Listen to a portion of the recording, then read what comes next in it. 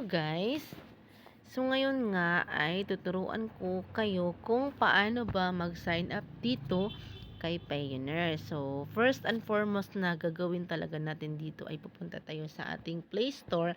Tapos isi-search natin itong si Payoneer. So bakit nga ba tayo mag-sign up dito kay Payoneer? So para saan ba si Payoneer? So si Payoneer account is a financial services account that allows users to send money and receive money internationally and domestically. It is provides working capital. So, guys, like for example, yung mga work from home, yung mga online work from home na mga virtual assistant, yung encoder, yung ganon. So, for example, yung client nyo, yung employer nyo ay international, so taga ibang bansa, so tayo ay nasa Pilipinas. So, pag pag magbabayad na sila sa ating salary is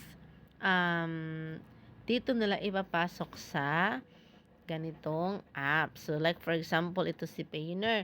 So, Payoneer is like PayPal, yung ganun. Pwede siyang pang international. And also, itong si Wise International Transfer. So, ngayon nga, ang ituturo ko sa inyo is, dito muna tayo kay Payoneer. So, ang gagawin natin guys is, magda-download muna tayo ng Payoneer na apps. I-search nyo lang dito sa search bar. Dito sa inyong Play Store. So guys, kung naka-iOS kayo, pwede din siyang i-download dito sa iOS. At pwede din siya sa Android. So, isi-search nyo lang itong si Payoneer. So, dito guys, ito yung spelling ng Payoneer na isi-search nyo. So, ngayon nga ay na-search ko na siya. So, i-install ko muna siya para makaproceed na tayo. By the way guys, ito kasi si Payoneer accounts allow users to send and receive payments in multiple currencies. So, like for example nga sa mga virtual assistant, na mga work dyan, yung mga encoder, yung ganun is yung mga employer nyo or yung client nyo, para hindi kayo mahirapan, so pwede nyong i-suggest itong si Payoneer at saka pwede din itong si PayPal at saka itong si Wise kasi pwede siyang international. Ayan guys. So, ayan, nakapag-download na tayo. So, open muna natin. Ayan. So, ito si Payoneer. Madami nang gumagamit nito guys sa apps na ito kasi nga ano siya, talagang legit siya.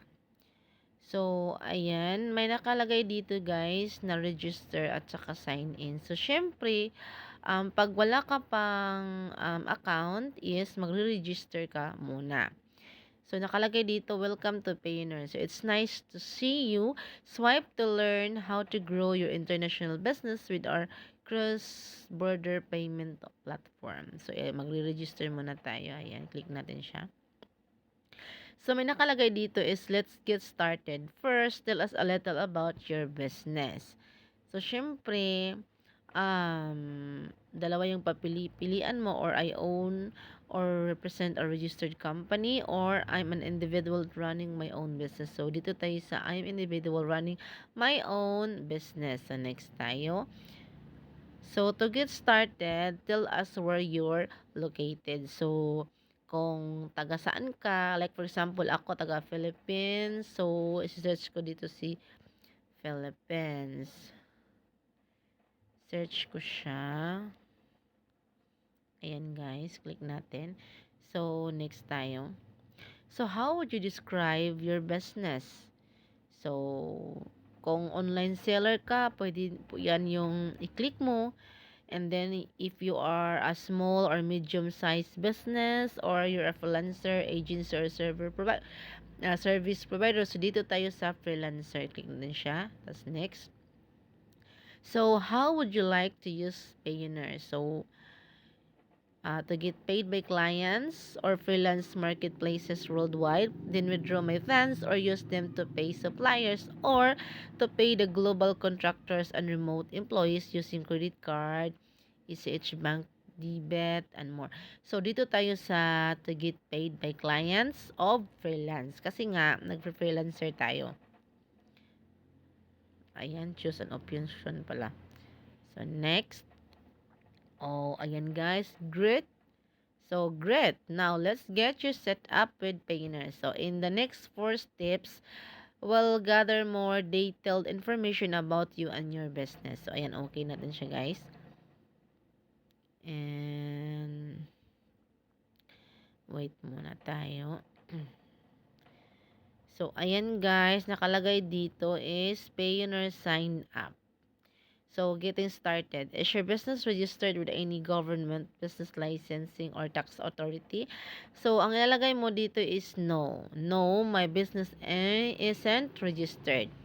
So, dito is please fill in the fields in English character only. So, ayan. Diyan guys, ilalagay mo ang first name, last name. Ayan. Dito is hindi ka makaka-proceed sa next na page pag hindi mo ito um, natapos na fill up. So, ayan, mag-fill up muna tayo. Actually, guys, may Payoneer na account na ako.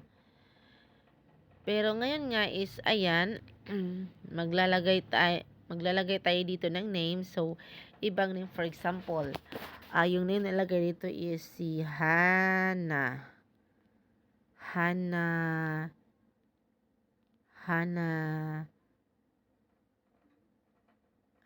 Ano bang Hana Luis. So, ayan. Hana Luis. Tapos, yung last name niya is, no, Hana lang pala yung name. Tapos, yung Luis is yung last name niya. So, and then, yung email address, for example, lagay natin dito, Hana Luis at gmail.com. For example lang po ito, guys. So, magre-enter tayo i-enter natin itong kanyang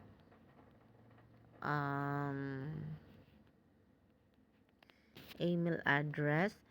And then, tapos yung date ng birthday. So, for example, ano siya, 1990 siya. So, 1990, tapos, February 24. So, nakaset na yan. So, ayan, nakalagay dito guys. Makaproceed na kayo sa next page. Pag natapos mo na siyang fill upan. So, next tayo.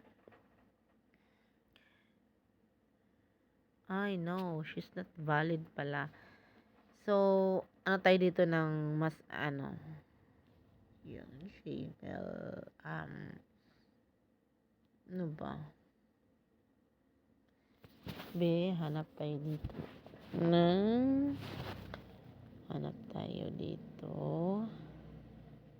So, yung akin kasi guys is, ano lang siya, for example, pero di pala talaga siya pwede pag hindi valid yung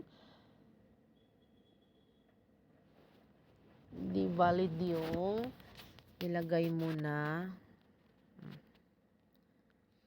Gmail account. So, ayan guys, maglalagay tayo dito.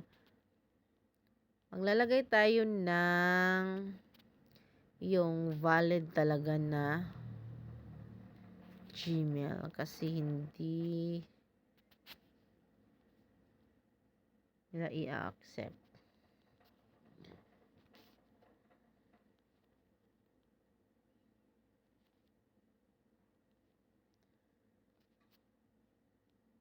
So, ayan. So, next na tayo.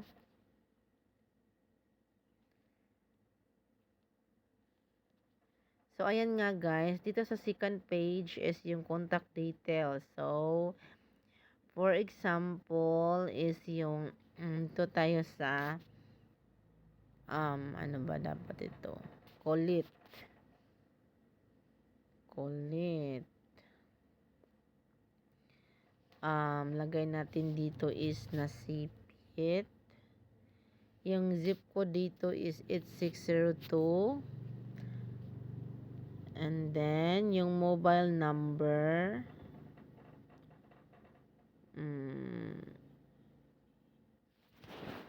So, syempre guys, yung ilalagay natin dito na mobile number is yung ano talaga, yung ginagamit. Kasi magsisend siya ng code dito. 526109376.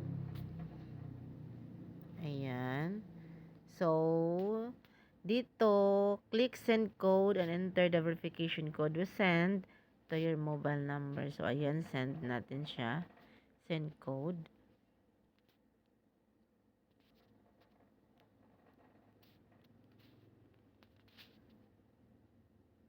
Ayan, next na.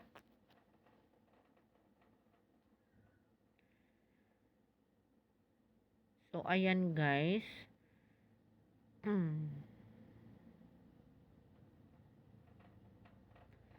So, ayan, lagay na ninyo dito is yung security details naman.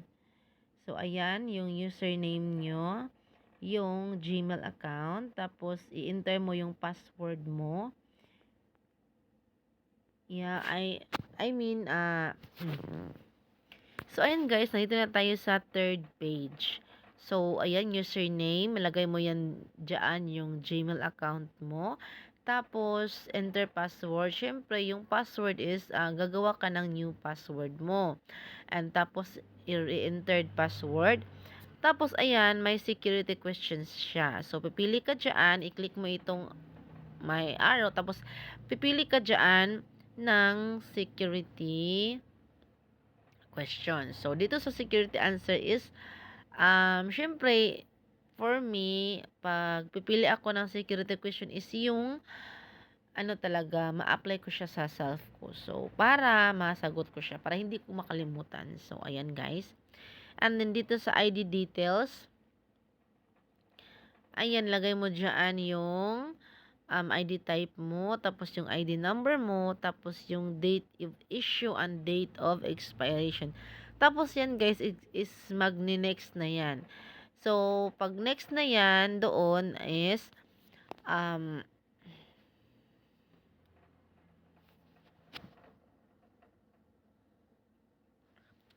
so, ayan guys, dito sa ID details, so, syempre, ilagay mo yan diyan yung Philippines kasi issuing country of ID is Philippines. So, taga Philippines ka kasi. Tapos, ilalagay mo dito yung ID type mo. May mga ano diyan pagpipilian. So, may passport, driving license, national ID, and SSS Philippines. Tapos, dito is ilagay mo dito yung ID number ng yung ID number mo. Tapos, yung date of issue and date of expiration. Pag natapos mo na yan, guys, is i-click mo yan lang yung next. So, pagkatapos yan ng next is doon, may other steps na din na makalagay doon yung personal information mo na nakalagay sa ID mo na magkatugma sila. So, and then, pagkatapos yan guys is, magwe-wait ka lang ng ilang seconds para mag-verify si Payoneer doon sa iyong Gmail. So, andito guys. So, ipapakita ko sa inyo kung na-verified na ako. So, pagkatapos ko dyan guys is, nag-wait lang ako ng ilang seconds. Tapos, dito sa Gmail is, nag-send si Payoneer sa akin. Dito guys. So, ayan, si Payoneer. So, first is, mag-send ng email si Payoneer sa inyo is, ipa-verify niya yung email address nyo. So yun, pag na-verify ko na is, nag-wait naman ako ng ilang seconds, tapos nag-email si Payoneer sa akin na, your application to Payoneer is under review. So, Madali lang talaga siya, guys. So, mga ilang minutes naman is, ayan, na-approve na yung application ko kay Payoneer. And then, pagkatapos ng ma-approve is babalik ka doon ulit sa loob ng Payoneer apps. Tapos, ayun, ito turn on mo itong two-step verification. So, may face, as ano siya, verification ng face mo at saka sa Gmail mo. Mas maganda yung may two-step verification kayo, guys, kasi nga para hindi basta-basta nakakapasok yung may hawak ng cellphone mo sa account mo para hindi nila malaman yung balance mo diyan. So ayan, guys, napakasimple lang talaga niya. Ganyan lang po. Napakadali lang po ng steps kung paano ba mag-sign up dito kay Payoneer. So, pagkatapos yun, guys, is um, pwede na kayong mag-transfer ng funds dito sa Payoneer mo. So, ayan, ganyan lang po siya, guys. So, thank you for watching my review or my tutorial about how to sign up Payoneer apps. So, thank you, guys, and God bless.